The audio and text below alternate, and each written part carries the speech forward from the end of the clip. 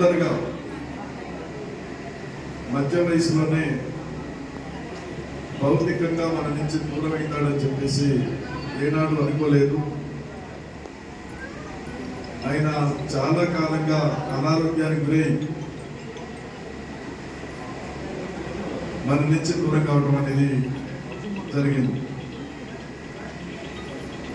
ఆయన హాస్పిటల్లో ఉన్నప్పుడు బీరోజీ ప్రసాద్ సంధ్య ప్రత్యేకంగా మీరు ఒకసారి వచ్చి డాక్టర్స్తో మాట్లాడాలని చెప్పినప్పుడు నేను 1-2 సార్లు కూడా వెళ్ళి నిమ్స్ హాస్పిటల్లో డాక్టర్స్తో కూడా మాట్లాడటం జరిగింది.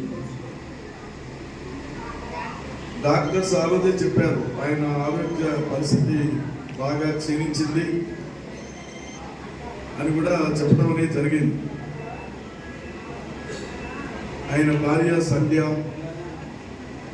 వాళ్ళ యొక్క పిల్లలు, కుటుంబ సభ్యులు, తర్వాత బీరోజీ ప్రసాద్, ఇంకా కొంతమంది స్నేహితులు, శ్రీను, వాళ్ళు రెగ్యులర్గా పర్సూ చేస్తూ ఆయనని బతికించుకోవడానికి అన్ని రకాల ప్రయత్నాలు చేశారు. కానీ ఏంటంటే అప్పటికే బాగా దెబ్బతిన్నది కాబట్టి ఆయన భౌతికంగా మన నుంచి దూరం కావడం అనేది జరిగింది. ఆ కుటుంబానికి తీరని లోటు, ఒక పెద్ద దిక్కు ఆ కుటుంబం కోల్పోయింది. రాంబాబు చిన్న వయసు నుండి చనిపోయేదాకా ఆయన జీవితం అంతా పోరాటమే. విద్యార్థి ఉద్యమంలో పోరాటమే, ఆయన పెళ్లి చేసుకోవడానికి పోరాటమే, తర్వాత కళాకారుడిగా పోరాటమే, వ్యాపారంలో పోరాటమే, సినిమా తీసిన పోరాటమే, రియల్ ఎస్టేట్ వ్యాపారం చేసిన పోరాటమే, జీవితం అంతా పోరాటమే. పోరాటాలతోటే కష్టాలతోటే ఎన్నో అనుభవించి ఎన్నో కష్టాలని నష్టాలని తట్టుకొని ఎదుర్కొని చివరి దాకా ఆ రకంగా పనిచేసినటువంటి వ్యక్తి రాంబాబు.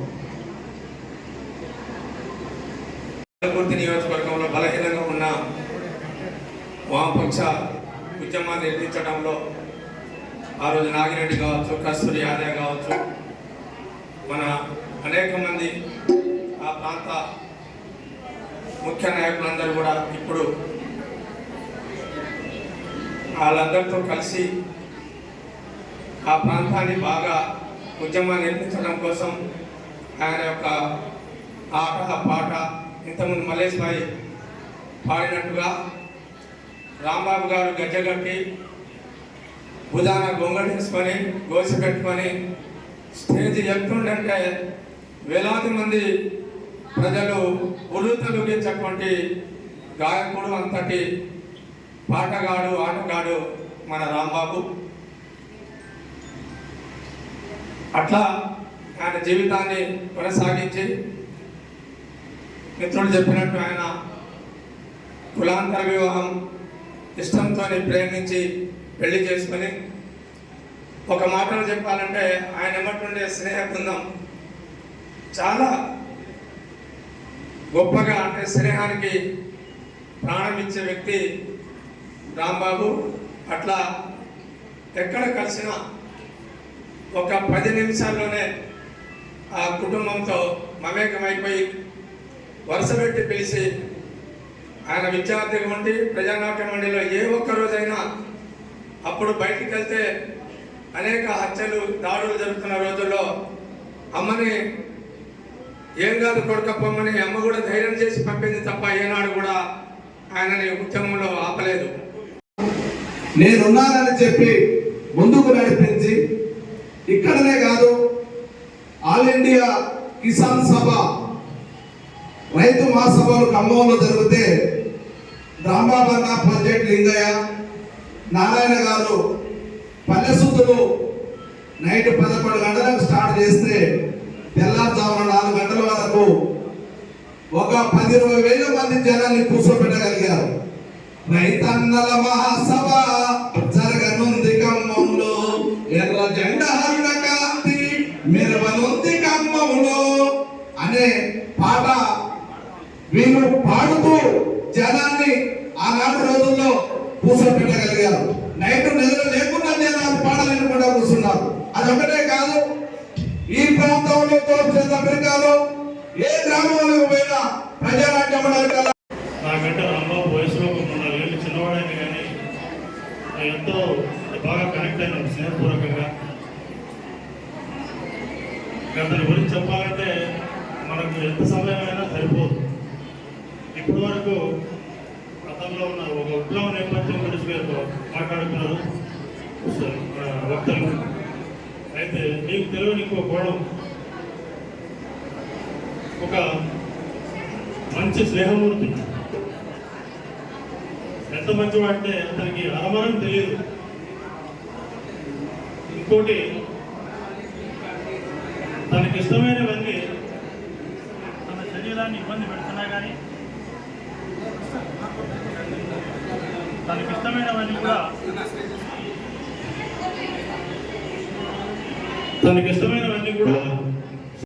చాలా దురదృష్టమైన సంఘటనలు. సంతాప సభ జరుపుకునే వయసు కాదు, ఆ రీతిలో చూసుకున్నాం. రాంబాబు ఒక కళాకారుడిగా అందరి ఆదరాభిమానాలు చేసుకుంటూ ఆ రకంగా జీవనం కొనసాగిస్తున్న తరుణంలోనే ఆయన ప్రజానాట్య మండలిగా పనిచేశాడు కొంతకాలం పాటు. ఆ తర్వాత కొన్ని కారణాల రీత్యానికో వేరే అనుకో మిగతా సంఘాల్లోకి వెళ్ళిపోవడం, ఆ రకంగా బయటికి వెళ్ళిపోయి తన అంచెలంచెలుగా తన రియల్ ఎస్టేట్ రంగంలో కూడా వెళ్ళి జీరో నుండి ఒక నిర్మాతగా 2 సినిమాలు కూడా తీయడానికి ఒక నిర్మాత కూడా వివరించి ఆ రకంగా మరి ఎదిగి మళ్ళీ తర్వాత జీరోలో పడిపోయి ఒడిదొడుకులతో ఉంటూ కూడా ఆ రకంగా కాలాన్ని కల్పిస్తున్నప్పటికీ ఆ కుటుంబాన్ని ఇప్పటికి కూడా ఆ కుటుంబం సభ్యులను వాళ్ళందరినీ కూడా ఒక రీతిలో తీసుకురావడంలో కూడా ఆర్థికంగా ఇప్పటికి కూడా ఒడిదొడుకులు ఎదుర్కొంటున్న కుటుంబం ఉంది.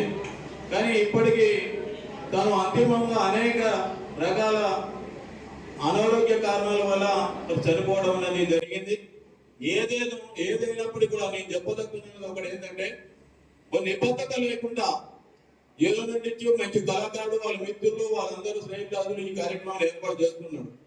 కానీ ఇటు కుటుంబాన్ని కానీ ఇటు ప్రజల్ని కానీ తాను కానీ తన ఆరోగ్యాన్ని కూడా చూసుకోకుండా ఆ రకంగా ఎవరైతే వాళ్ళకి ఒక నిబద్ధత లేకపోవడం వల్లనే లాస్ట్ తన ప్రాణాన్ని సైతం బలి తీసుకోవాల్సిన పరిస్థితి వచ్చింది.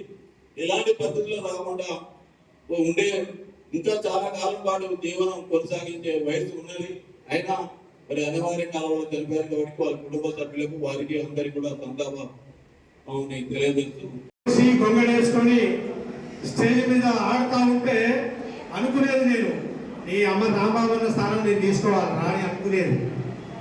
రాంబాబు అన్న లాగా నేను ఆడాలి అనుకునేది. అంత గొప్పగా పనిచేసినటువంటి కళాకారుడు.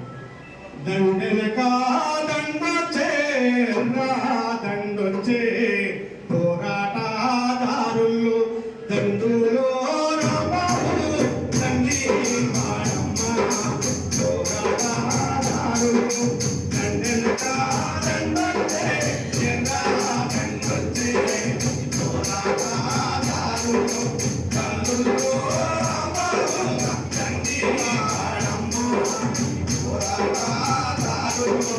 అని డివైఎఫ్ఐ రాష్ట్ర మహాసభ, ఆ మహాసభలో 20 ఫీట్ల వేదిక, ఆ వేదిక మీద రాంబాబు అన్న అచ్చం ఎక్కడ ఏ సభ జరిగినా విశాల భారత దేశం మనది లోకం మనదే